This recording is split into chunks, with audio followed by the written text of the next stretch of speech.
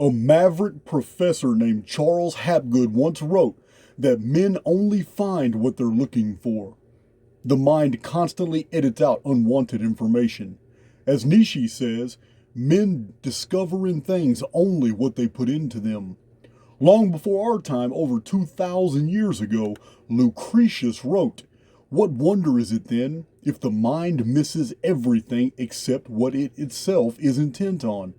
So from small signs we draw great inferences and lead ourselves into error and delusion."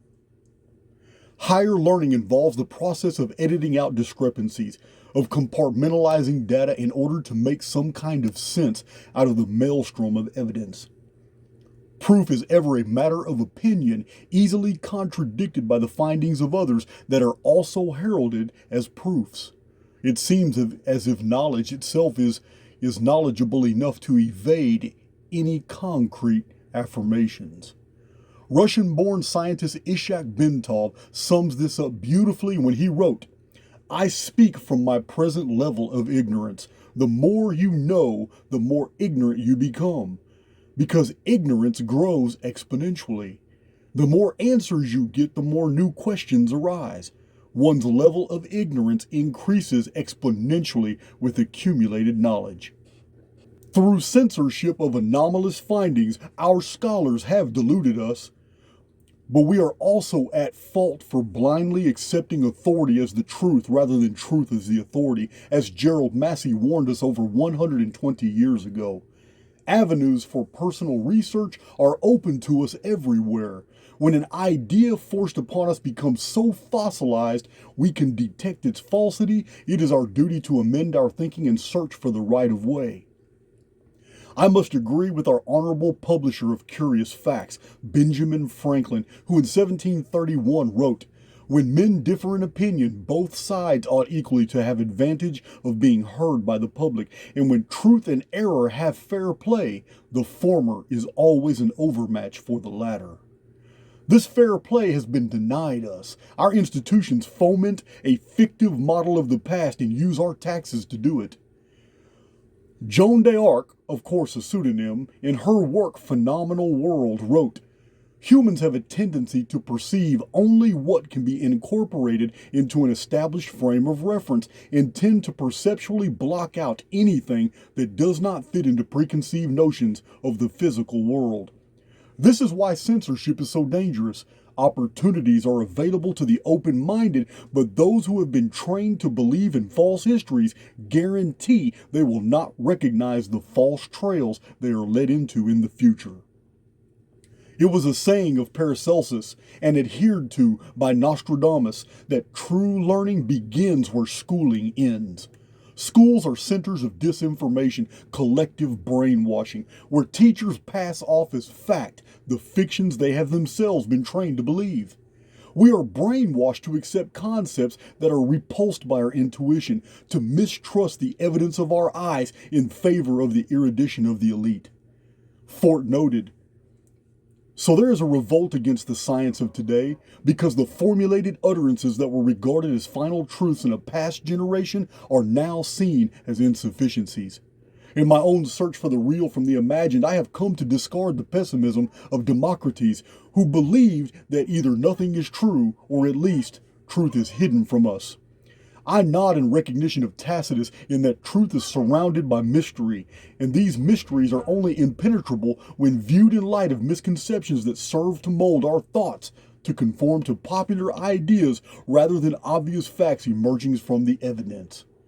For my own part, I am unable to learn and withhold information that is meant to be known. As Theognis lamented over 27 centuries ago, what good is knowledge if only one man knows? My own position is that of Henry Patrick Amiel, Swiss philosopher who died in 1883, who wrote, "Truth is not only violated by falsehood, it may be equally outraged by silence." People are sheep who bleat what they are told, few searching on their own. As Balthazar Gracian observed so many centuries ago, we live for the most part by what is told to us. It is little that we see. Thus we live in the faith of others. The truth is sometimes seen, but rarely heard. The search for absolutes, to borrow the words of Charles Fort, is like looking for a needle no one ever lost in a haystack that never was. There are reasons why I'm a simulationist. Our world is amorphous, changing its rules and contours to keep us baffled, guessing, and curious. A true physical universe is a discoverable one, but that is not where we live. I cannot see the world through another's eyes. First to admit that I've never been accused of being normal. Even now, I disagree with 99% of all the comments, articles, posts, videos, reports, and rumors about what is happening all around the world. Mainstream media is my enemy. 1,000 lies woven through the tapestry of half-truths. The talking heads parrot the party line for their paychecks. They are stupid lackeys who sell out souls for their own sustenance. A press of devils spitting sorceries every day to deceive the masses. Decades of painting good as wickedness, calling the innocent guilty, and swearing to report what is as opposed to what they are really casting about. Spells laid upon the collective psyche, the countless instances of misrepresentations of actualities. Generation after generation, they have fed us venom while presenting it as nectar. Years spent in convincing you that someone is evil, that this personality is wickedness incarnate. This vast worldwide engine of perception molding troops of illusionists. So much energy, money, and influence. It is a cabal of darkness attempting to make you cast judgment upon someone you know nothing about, outside their sorceries, their falsehoods, their agents of deceit. Riddle me this. If you know they have been deceitful 10,000 times, then why do you believe what they're telling you now? Here's a single download. One PDF containing 337 Archaix charts. You guys know, over the years, I've been busy. 200 charts alone are all hand-drawn, pen and ink.